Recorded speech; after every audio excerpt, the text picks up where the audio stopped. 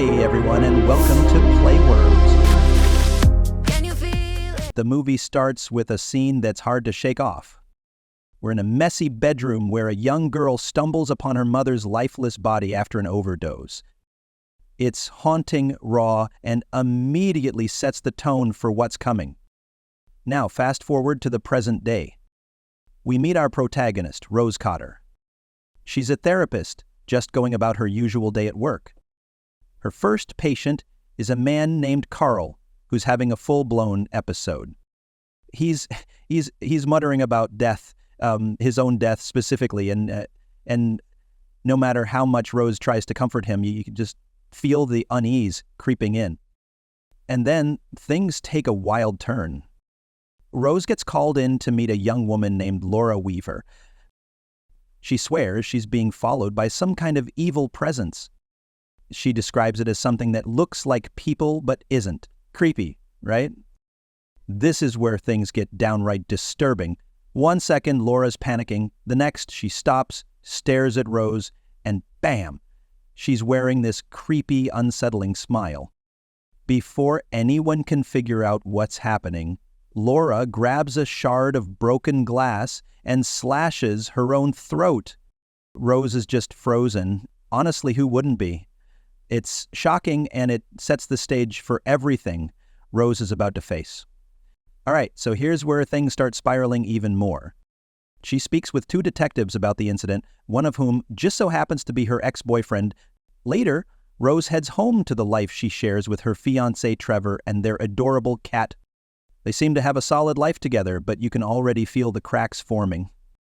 And speaking of cracks, Rose and Trevor go to dinner with her sister Holly and her husband Greg. Family dinners are never simple, right? Rose tries to move on. She goes back to work trying to focus and even gets a call from Holly. They both apologize for the argument, and Holly reminds Rose to get Jackson a birthday gift. But while Rose is on the phone, Rose glances out her window and she sees what looks like Laura standing in the distance, sending chills down her spine. And if that's not bad enough, when Rose passes by her patient Carl's room, he's sitting there with the same unsettling smile Laura had. He stares at her and keeps repeating, "You're gonna die." Cue the goosebumps. Yes, Rose panics and calls for help as Carl gets restrained, but you can tell she's starting to lose her grip. All right. This is where Rose's life starts unraveling fast. She heads out to buy a gift for her nephew Jackson's birthday. Rose can't find her cat Mustache anywhere. And then out of nowhere, the security alarm goes off. She gets a call from the security company, but, plot twist, it's not the real company. It's that malicious entity messing with her, taunting her through the phone. So now it's the weekend, and Rose decides to push through and attend Jackson's birthday party. She brings along her gift, a toy train. But when Jackson opens the gift in front of everyone, it's not a toy train, it's Mustache. Yeah, her cat's dead body is inside the box. Everyone loses their minds. Rose tries to convince them she didn't do it, but nobody believes her. Rose stumbles back, falls straight through a glass table, and ends up badly injured. After that whole nightmare, Rose ends up in the hospital, and it's clear things are spiraling out of control. When Trevor takes her home, she tries to explain everything, but he's not having it. He's convinced Rose has completely lost it, and even accuses her of killing Mustache. At this point, Rose decides to see her own therapist, Dr. Madeline Northcott. Dr. Northcott knows Rose's history. She's the one who helped her through the trauma of her mother's suicide. But this time, it's clear Rose is battling something far more sinister. At this point, Rose knows she's dealing with something way bigger than trauma. She starts investigating and listens to the audio from her session with Laura. Rose doesn't stop there. She looks into Laura's professor, Gabriel Munez, who also died under bizarre circumstances. She tracks down his widow, Victoria, to get some answers. Victoria explains that Gabriel was haunted by horrifying visions just days after witnessing another woman, Anna Powell, commit suicide. But when Rose tells Victoria that the same thing is happening to her, Victoria doesn't take it well. She thinks Rose is mocking her loss and kicks her out.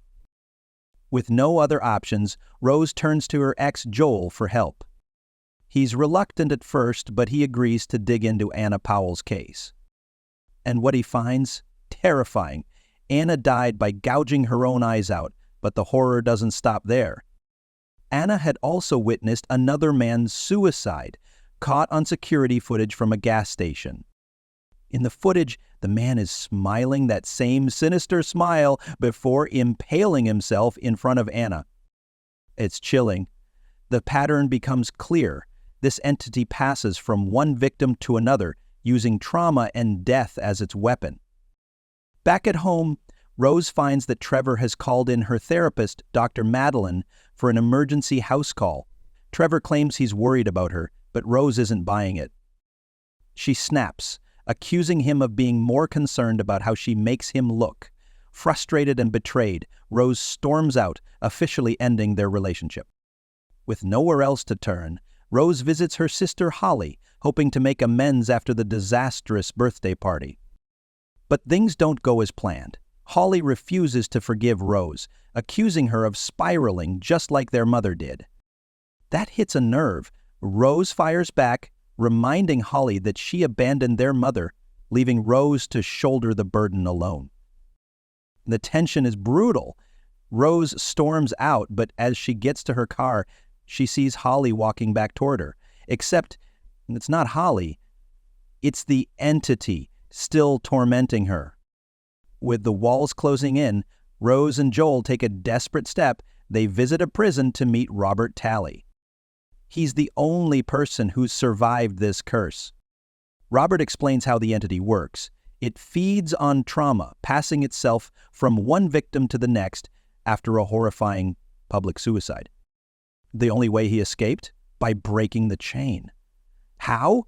He killed someone, forcing the entity to move on without taking him.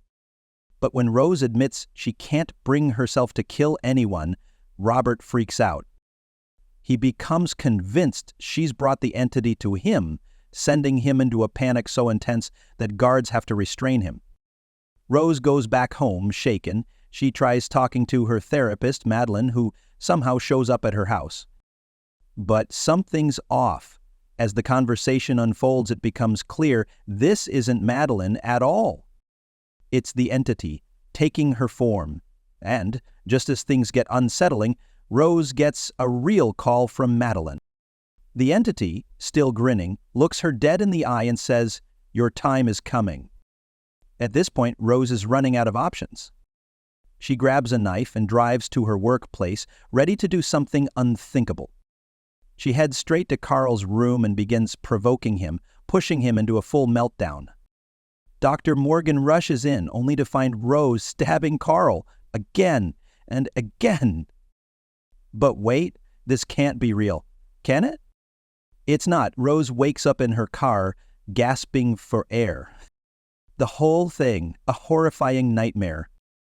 But as she catches her breath, she realizes Morgan has spotted her sitting in her car with the knife.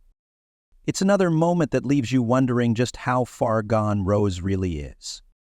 She calls Joel and tells him she needs to isolate herself, cutting off any chance of spreading the entity.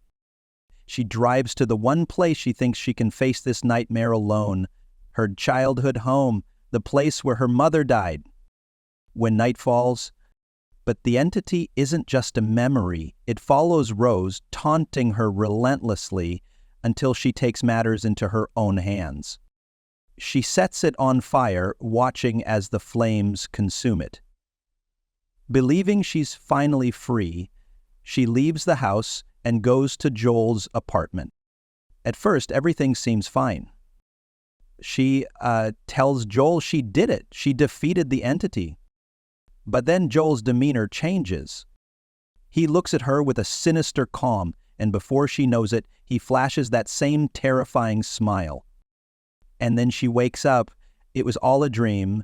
Rose is still at the house, alone. The entity, now more horrifying than ever, reveals its true form. It rips off its own face, stretches Rose's jaw wide open, and climbs inside her. Joel, worried for Rose, arrives at the house, but what he finds is worse than anything he could have imagined. Rose is standing there, drenched in kerosene. She turns to face him, wearing the entity's chilling grin. Before Joel can do anything, Rose lights herself on fire, leaving him helpless as he watches her burn. Well, here ends our recap video. Considering sharing our video and subscribe to our channel.